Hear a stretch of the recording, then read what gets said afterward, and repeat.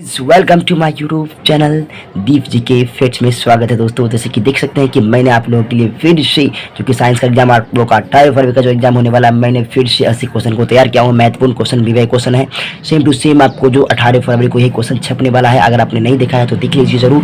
बिल्कुल यहाँ पर क्वेश्चन मैंने बहुत ही मेहनत से बनाया है, क्योंकि मैं अपने बच्चे का टेस्ट लिया हूँ, सोचा कि मैं भी इस क्वेश्चन को क्यों न डाल दूँ आप लोगों के लिए। तो सो गाइस, सो स्टूडेंट्स, जैसे कि हम लोग शुरू करते हैं। क्वेश्चन नंबर आप लोग को दिख रहा होगा, एक क्या है कि 1 एंगस्ट्रॉम बराबर, साइंस का क्वेश्चन है, 80 क्वेश्चन है, जिसमें आप लोग को 40 का जवाब ही देना है मात्र। तो इसमें 1 नंबर क्वेश्चन है आपका कि 1 एंगस्ट्रॉम बराबर क्या, 1 एंगस्ट्रॉम का मान क्या होता है। तो आप लोग को मालूम होगा, तो इसका आंसर हो जाएगा ए, यानी 10⁻10 मीटर होता है 1 एंगस्ट्रॉम का मान। तो गाइज पूछ सकता है इस बार एग्जाम में। तो गाइज अगर आपने मेरे यूट्यूब चैनल पर नया है तो सब्सक्राइब करके लाइक जरूर कीजिएगा, क्योंकि आपके लाइक से और मुझे वीडियोज़ बनाने का बहुत ही क्या बोलते हैं उसको मोटिवेट मिलता है। So guys students, please like and subscribe my channel. तो हम लोग क्वेश्चन नंबर 2 चलते हैं कि विद्युत बल्ब में फिलामेंट तार बना होता है, किससे बनाता है। ये क्वेश्चन निश्चित ही रहेगा, निश्चित रूप से, कि विद्युत बल्ब जो होता है उसका जो फिलामेंट किस से बना होता है, तो टंगस्टन से बना होता है गाइज। आंसर इसका डी हो जाएगा। फिर शक्ति का एसआई मात्रक क्या होता है। तो शक्ति का एसआई मात्रक होता है आपका वाट। शक्ति का एसआई मात्रक क्या होता है, वाट होता है। और श्वेत रंग कितने रंगों के मेल से बना होता है। तो गाइज इसका आंसर आप लोग को मालूम होगा, 7 होता है। और नेक्स्ट जो 5 नंबर क्वेश्चन है आपका, निकट दृष्टि वाले व्यक्ति के चश्मे में होता है। निकट दृष्टि वाले व्यक्ति के चश्मे में क्या होता है। तो हम लोग निकट दृष्टि दोष जो होता है, दोष भी होता है, दृष्टि दोष 4 प्रकार के होते हैं, ठीक है। उसमें हम लोग अगर निकट दृष्टि दोष को ठीक करना होता है तो अवतल लेंस से करते हैं, ठीक है, और दूर को करना होता है तो उत्तल लेंस से करते हैं। तो इसका फाइनली आंसर भी हो जाएगा, निकट के लिए अवतल हो जाएगा। और यहाँ पर जैसे कि देख सकते हैं कि क्वेश्चन नंबर 6 जो आपके सामने है कि फेरस सल्फेट क्रिस्टल का रंग होता है। तो फेरस सल्फेट क्रिस्टल का रंग होता है आपका हरा। तो गाइज 7 नंबर क्वेश्चन जो है आपका कि ग्लूकोज का रासायनिक सूत्र क्या होता है। तो ग्लूकोज का रासायनिक सूत्र बहुत ही वेरी इंपॉर्टेंट क्वेश्चन है, क्योंकि हाई के बार रिपीट करता है क्वेश्चन को। तो इस क्वेश्चन को रट ही याद कर लीजिए, 66H12O6 क्या होता है, C6H12O6। कभी कभी ऐसा भी पूछ देता है कि ग्लूकोज में कितना कार्बन होता है, तो 6 कार्बन होता है, आपको दिखाई पड़ रहा होगा, ठीक है।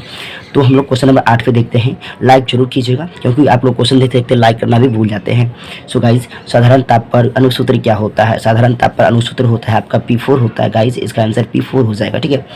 और आप लोगों से रिक्वेस्ट है कि आप लोग अगर आप लोगों ने कोई भी बोर्ड लेवल पर चाहे मॉडल सेट या बीवीडी खरीदा है तो उसे जरूर तैयार कीजिए। 4-5 तरह के क्वेश्चन आप लोग घोर के पी जाइए, उसी से आने वाला है क्वेश्चन, ठीक है।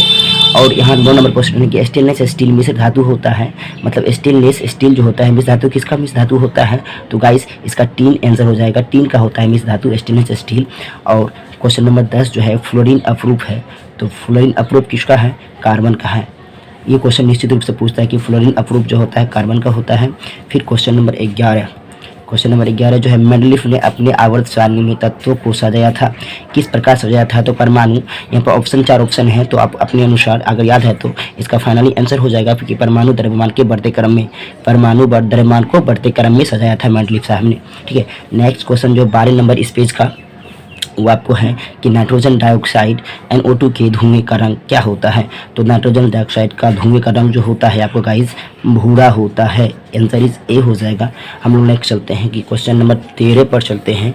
तो गाइस अगर लाइक नहीं करते लाइक जरूर कर लीजिएगा, सब्सक्राइब भी जरूर कर लीजिएगा।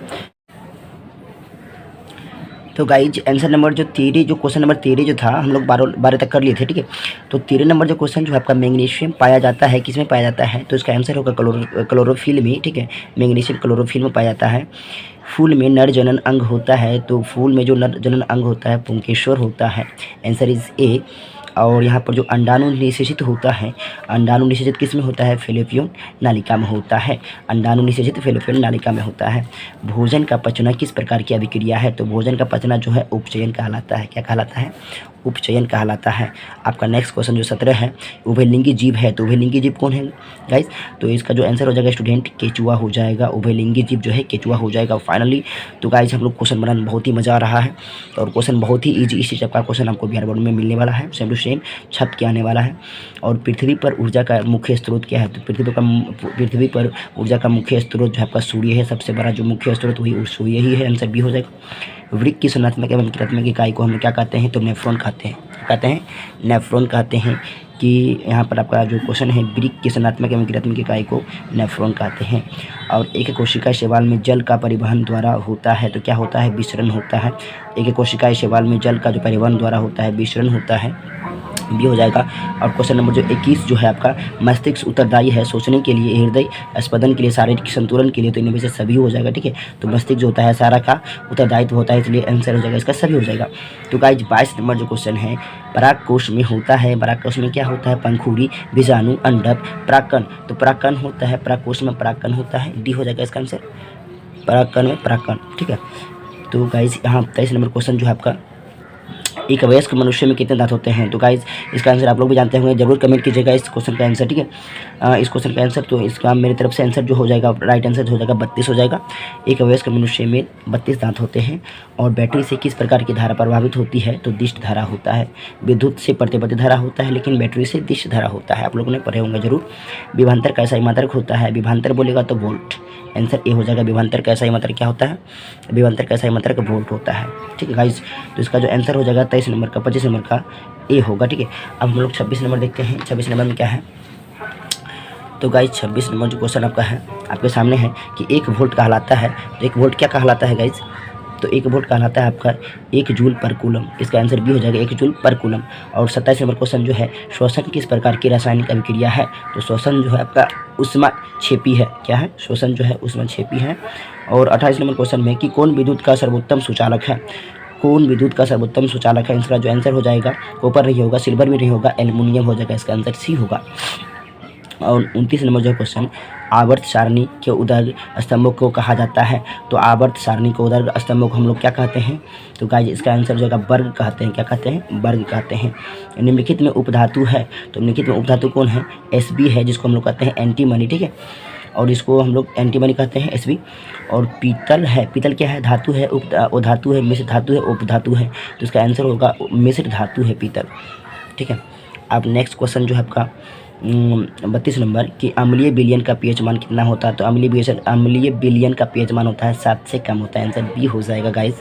तो अब हम लोग चलते हैं 33 नंबर क्वेश्चन, सरलतम हाइड्रोकार्बन होता है मीथेन, इथेन, प्रोपेन, ब्यूटेन। तो इसका आंसर हो जाएगा म्यूथेन।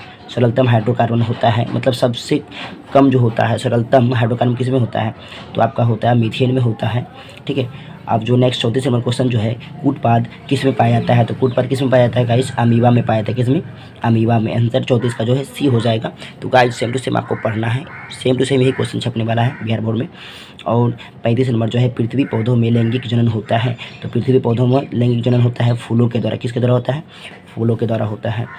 और 36 नंबर क्वेश्चन, निम्नलिखित में कौन उत्सर्जी अंग है। तो उत्सर्जी अंग आपका वृक्क है, क्या है, वृक्क हो जाएगा। और नेक्स्ट क्वेश्चन जो है आपका, शुक्राणु बनता है वृषण में, मूत्राशय में, गर्भाशय में, अंडाशय में। इसका आंसर हो जाएगा वृषण में। और 38 नंबर क्वेश्चन है, निम्न में कौन प्राकृतिक संसाधन नहीं है। तो कौन प्राकृतिक संसाधन नहीं है, जरूर कमेंट कीजिएगा। ठीक है, इसका आंसर आप लोग जानते होंगे, वायु नहीं होगा, मृदा भी नहीं होगा, जल भी नहीं होगा, जीवधारी। तो इसमें क्या होगा, जीवधारी भी नहीं होगा। तो इसका आंसर फाइनली हो जाएगा आपका जीवधारी, क्योंकि यही आपका प्राकृतिक संसाधन नहीं है। वायु हमेशा प्राकृतिक से मिलता है, मृदा भी प्राकृतिक से मिलता है, जल भी प्राकृतिक से मिलता है।